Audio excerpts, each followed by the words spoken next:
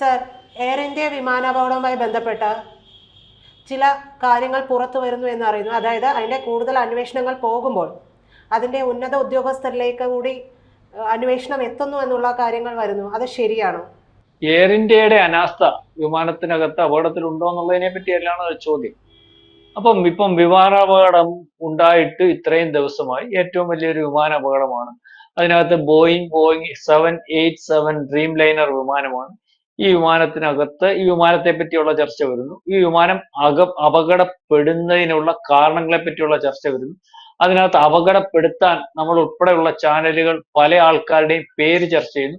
അപ്പൊ ഇത്തരത്തിൽ പല മേഖലയിൽ തിരഞ്ഞു പോകുമ്പോഴാണ് അപകട കാരണം ഏറ്റവും അടുത്ത് അറിയാൻ പറ്റുന്നതും ഏറ്റവും സൂക്ഷ്മമായിട്ട് വിലയിരുത്താൻ പറ്റുന്നതുമായിട്ടുള്ള ബ്ലാക്ക് ബോക്സ് കിട്ടുന്നത്.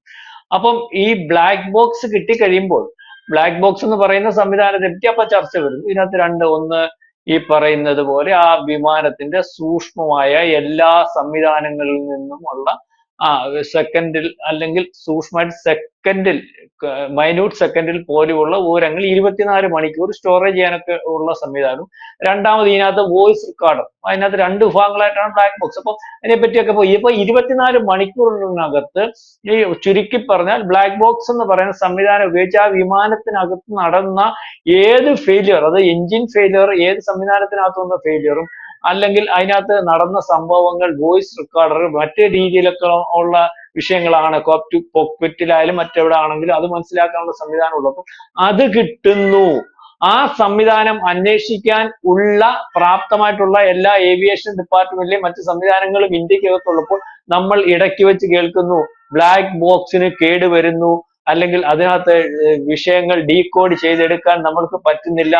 അപ്പൊ അമേരിക്കയിലേക്ക് കൊണ്ടുപോകുന്നു, ബ്ലാക്ക് ബോക്സ് അമേരിക്കയിൽ കൊണ്ടുപോകുന്ന പറഞ്ഞ വാർത്ത വരുന്നു. അപ്പൊ അമേരിക്കയിലേക്ക് കൊണ്ടുപോകണമെങ്കിൽ ബോയിങ്ങിന്റെ അവിടെ പോയി പരിശോധിക്കണമെങ്കിൽ ബോയിങ്ങിന് ഇതിനകത്ത് ആ വിമാനത്തിനകത്ത് തകരാറാണെങ്കിൽ അവർ പക്ഷേ ബോയിങ്ങിന് മോശം സംഭവിക്കുന്നതിന് ഉള്ള കാരണമായതുകൊണ്ട് അവരത് വെളിവിടാൻ സാധ്യതയില്ല. മാത്രവുമല്ല കൊല്ലങ്ങളോളം പഴക്കത്തിൽ അല്ലെങ്കിൽ ഈ അന്വേഷണത്തിന്റെ ഭാഗമായിട്ട് ഇതിന്റെ റിപ്പോർട്ട് തരാതിരിക്കാൻ പറ്റും. അപ്പൊ ആ രീതിയിലേക്ക് വന്നപ്പോൾ അതിനകത്ത് ഒരുപക്ഷെ കേന്ദ്ര ഗവൺമെന്റും അല്ലെങ്കിൽ ഈ പറയുന്ന നരേന്ദ്രമോദി ഉൾപ്പെടെയുള്ളവർ ഇടപെട്ടിരിക്കുന്നു എന്നുള്ള രീതിയിലൊക്കെ ഒരു വാർത്ത വരുന്നു.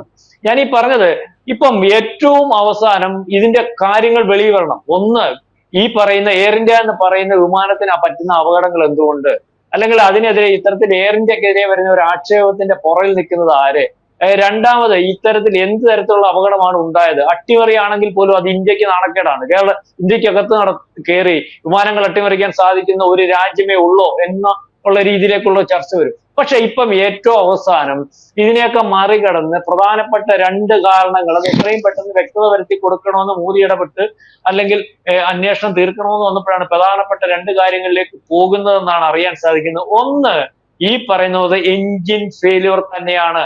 അതായത് ഒരു പ്രധാനപ്പെട്ട വിമാന അപകടത്തെ പറ്റി വിശകലനം ചെയ്ത് അല്ലെങ്കിൽ പഠിക്കുന്ന ആൾക്കാരുടെയൊക്കെ റിപ്പോർട്ടിനകത്ത് ഏറ്റവും പ്രധാനപ്പെട്ട ഒരാളായിട്ടുള്ള സ്റ്റീവ് സ്കേബർ എന്ന് പറയുന്ന ആൾ പറഞ്ഞിട്ടുള്ളത് ഈ വിമാനത്തിന് 2 എഞ്ചിനുകളുണ്ട്. ആ 2 എഞ്ചിനുകളും ഓഫ് ആയതുകൊണ്ട് ആ വിമാനത്തിനെ പറക്കുന്ന സമയത്ത് സേവ് ചെയ്യുന്നതിന് വേണ്ടി ഉള്ള ഏറ്റവും ചിറകിന് തൊട്ടു താഴെയുള്ള ബദൽ ഊർജം ഉണ്ടാക്കാൻ റാം എയർ ടർബൈൻസ് എന്ന് പറയുന്ന ഒരു സംവിധാനമുണ്ട്.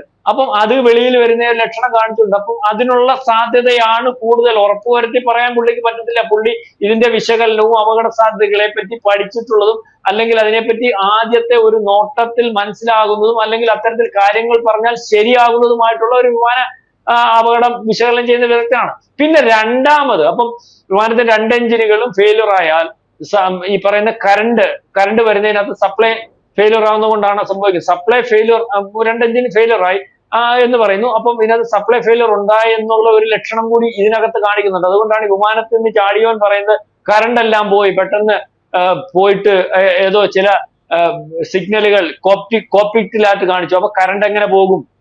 ഈ വിമാനത്തിന്റെ ഒരു ലക്ഷണം അനുസരിച്ച് രണ്ട് എഞ്ചിനുകൾ ഒരിക്കലും തകരാറിലാവത്തില്ല. ഒരു എഞ്ചിൻ തകരാറിലായാൽ ഓട്ടോമാറ്റിക് മറ്റേ എഞ്ചിനിലേക്ക് ആ സംഭവം വരും. ആ എഞ്ചിന് തകരാറായാൽ ഈ പറഞ്ഞ ടർബോ വയലൻസ് വളരെ ചുരുങ്ങിയ പൊക്കത്തിലേ ഉള്ളെങ്കിൽ അത് താഴോട്ട് വന്ന് അത് ഈ പറഞ്ഞതുപോലെ പൂർണ്ണമായിട്ടും പ്രവർത്തിക്കണമെന്നില്ല, വളരെ 10% പോലെയുള്ള സാധ്യതയുള്ള വിമാനത്തിനകത്ത് ആ പ്രവർത്തിച്ച് താഴെ ലാൻഡ് ചെയ്യിക്കുന്നതിന് വേണ്ടി അത് ഉപയോഗിക്കാമെന്നാ പറയുന്നത്. ഈ ടർബോ വയലൻസ് അല്ലെങ്കിൽ ഏറ്റവും അവസാനത്തെ അത് പ്രവർത്തിക്കാൻ തുടങ്ങി അതിനുവേണ്ടി സാധ്യത ഉണ്ടായിരുന്നു അല്ലെങ്കിൽ സ്ഥാപിച്ചിരുന്നു എന്ന് പറയുന്നു. ആ ടർബൈൻ ചിറകിന്റെ കീഴിലുള്ള ഒരു സംവിധാനമാണ്.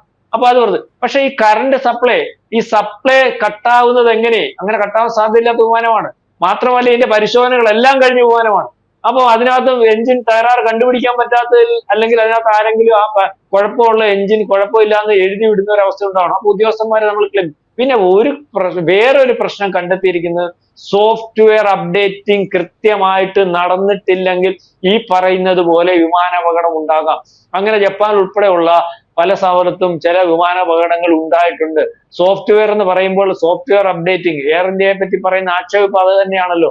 എയർ ഇന്ത്യ പഴയ വിമാനങ്ങൾ വെച്ച് ഓടിക്കുന്നു, മെയിൻ്റെനൻസ് നടത്തുന്നില്ല, അതിനകത്ത് വേണ്ട സംവിധാനങ്ങളില്ല, അതിനുവേണ്ടി അവിടുത്തെ ഉദ്യോഗസ്ഥന്മാർ തയ്യാറാകുന്നില്ല. സോഫ്റ്റ്വെയർ അപ്ഡേറ്റിംഗ് കറക്റ്റ് അല്ലെങ്കിൽ ഒരുപക്ഷെ വിമാനത്തിനകത്തെ ഈ പറയുന്ന അപകടങ്ങൾ സംഭവിക്കാം. സോഫ്റ്റ്വെയർ അപ്ഡേറ്റിംഗ് എന്ന് പറഞ്ഞാൽ വിമാനത്തിന്റെ ഒക്കെ സോഫ്റ്റ്വെയർ, ബോയിങ്ങിന് സോഫ്റ്റ്വെയർ അപ്ഡേറ്റ് ചെയ്യണമെങ്കിൽ ബോയിങ് കമ്പനിയുമായിട്ട് നമ്മൾ ഈ പറയുന്ന പോലെ ബന്ധപ്പെടണം.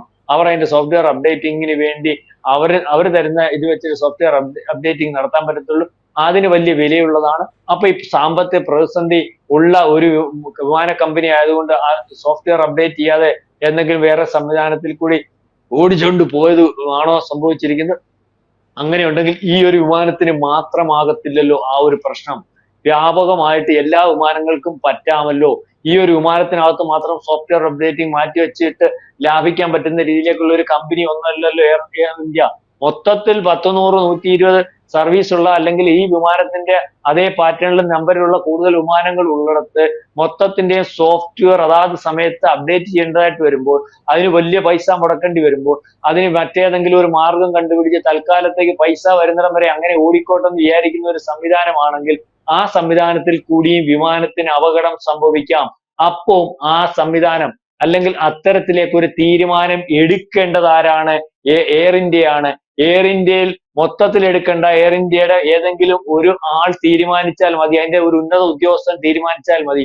ഇത്തരത്തിൽ അപകടം ഉണ്ടാവാൻ സാധ്യതയുള്ള വലിയ വലിപ്പത്തിൽ രാജ്യത്തിനും അല്ലെങ്കിൽ ആൾക്കാർക്കും കുഴപ്പം പറ്റാൻ സാധ്യതയുള്ള ഈ ആൾക്കാർ മരണപ്പെടുന്നതിന്റെ കൂടെ തന്നെ ഈ ഒരു കമ്പനി ലോക നിലവാരത്തിൽ ഇകഴ്ത്തി കാണിക്കുന്ന ഒരു അവസരമുള്ളപ്പോൾ, അല്ലെങ്കിൽ ഇന്ത്യ മഹാരാജ്യത്തിന് പേര് കിട്ടുന്ന ഒരവസ്ഥ വരുമ്പോൾ, ഇത്തരത്തിൽ ഒരു തീരുമാനം ഒരു പക്ഷേ കമ്പനിയുടെ മൊത്തത്തിലുള്ള ആൾക്കാരും ടാറ്റയും അറിഞ്ഞാണോ എടുത്തിട്ടുള്ളത്? അതല്ലെങ്കിൽ ഇതുപോലെ ഏതെങ്കിലും ഒരു ഉദ്യോഗസ്ഥൻ അത്തരം തീരുമാനമെടുക്കാൻ അധികാരപ്പെട്ട ഒരു ഉദ്യോഗസ്ഥൻ പ്രത്യേകിച്ചെടുത്ത തീരുമാനമാണോ?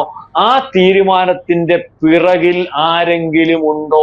വിമാനങ്ങൾ തകർന്നു വീഴട്ടെ, അതുകൊണ്ട് ഇന്ത്യക്ക് മോശം വരട്ടെ, എയർ ഇന്ത്യ വിമാന കമ്പനി തകരട്ടെ എന്ന് വിചാരിച്ച് അതിന്റെ പുറകിൽ ആരെങ്കിലും ഉണ്ടോ എന്നുള്ള രീതിയിലേക്കുള്ള ഒരു വർത്തമാനവും അന്വേഷണവും ഒക്കെ വരുന്നുണ്ട്. അതായത് 2 കാരണങ്ങൾ: വിമാനത്തിന്റെ എഞ്ചിൻ തകരാർ സംഭവിച്ചതാണ്, അല്ലെങ്കിൽ 2 എഞ്ചിനും ഒരുപോലെ നിന്നുപോയത് കൊണ്ട് വിമാനം തറയിൽ വീണതാണ്. അതിന്റെ ലക്ഷണങ്ങൾ ആ വിമാനത്തിൽ കാണിക്കുന്നു എന്ന് വിമാന കമ്പനി വിദഗ്ധർ പറയുന്നു.